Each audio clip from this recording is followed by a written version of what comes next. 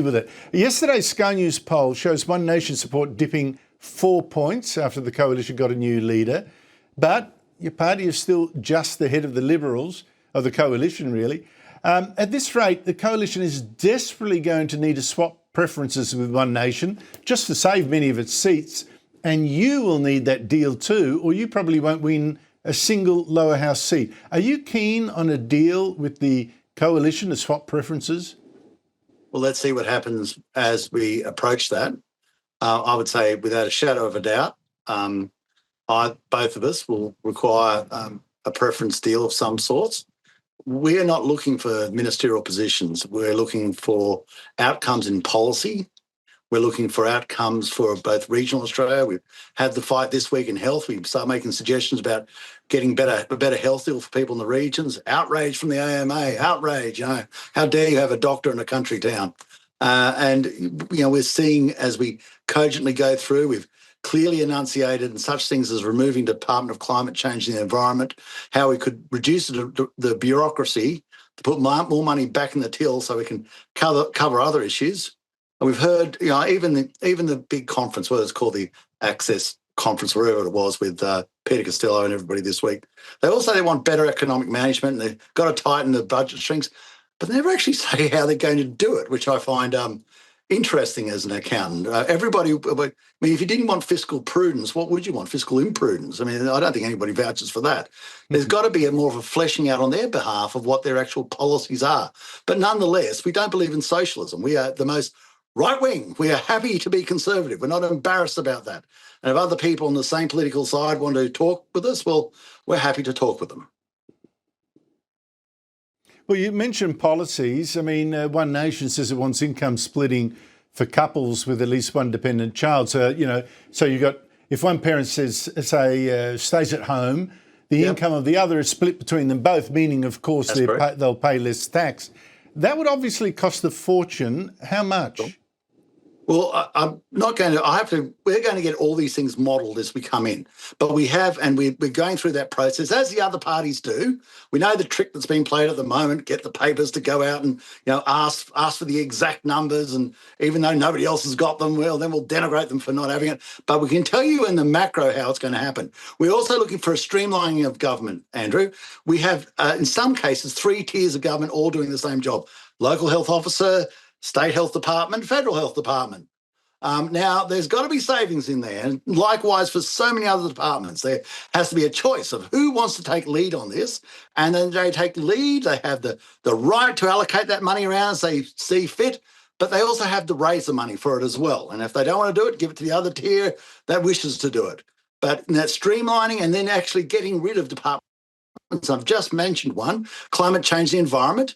I have heard nothing from either side about how they intend to make the savings, except on the Labor side, where they talk about new taxes, capital gains tax changes, which is basically backdoor death duties coming to a family near you. Well, as you say, promises have to be paid for. One way that you've suggested paying for yours is going to be a new royalty on gas production to raise about $10 to $13 billion a year.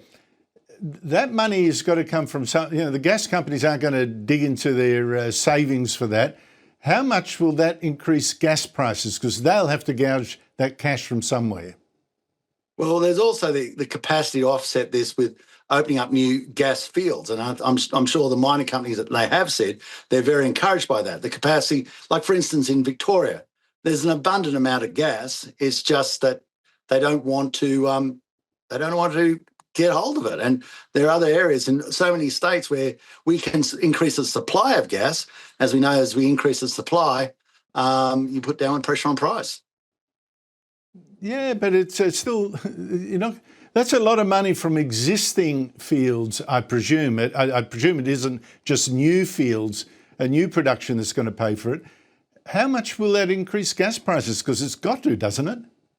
Well, obviously, if you want the exact amount, I think they were talking millicents on the modelling that they've done, but I won't be held to that. As we go forward, we're getting our economists on board, we're getting our costings on board, and we can have a more fulsome discussion where over 2 years away from the next election. I don't think we have to be coming out with these exact figures right now, but we have to, in the macro, say how we're going to pay for it. And we've given you examples of that: getting rid of sections of the department, streamlining government so we don't have duplication of outcomes, expediting the process of getting new approvals through. And that's not just for gas, for coal and for other resources, so we can get the money flowing into Australia. So in the macro, we're showing you how we do it. When we go down to the micro, when we go down to the dollars and cents, well, we've got the economists coming on board. We can do the modelling and we'll present it to you, Andrew, and we can no doubt we'll have other people run away and say how outrageous they are, even though they don't come up with any costings or any description in the macro of how they're going to do it.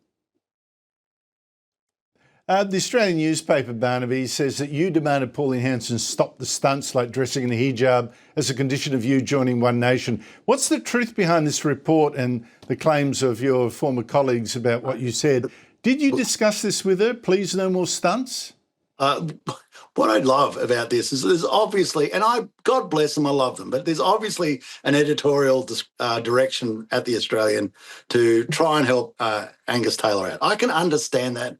And I'm not upset about that. But one after the other, we've had front pages of the Australian that have fascinated, have had more interest in One Nation than they've ever had.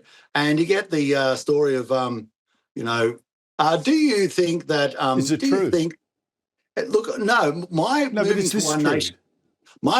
to One Nation was driven by two primary things: a clarity in policy that I could quite clearly see, and so can the Australian people. And as I've said, we've talked about this. Well, is this report true? Is this report true? That's all. No, it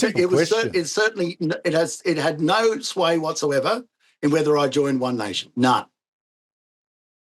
As I've said before, so you might have asked, but it doesn't. As I've said before, that Pauline's decisions are Pauline. Speak for Pauline, and she's not there to speak for me, but that's where it is. All right.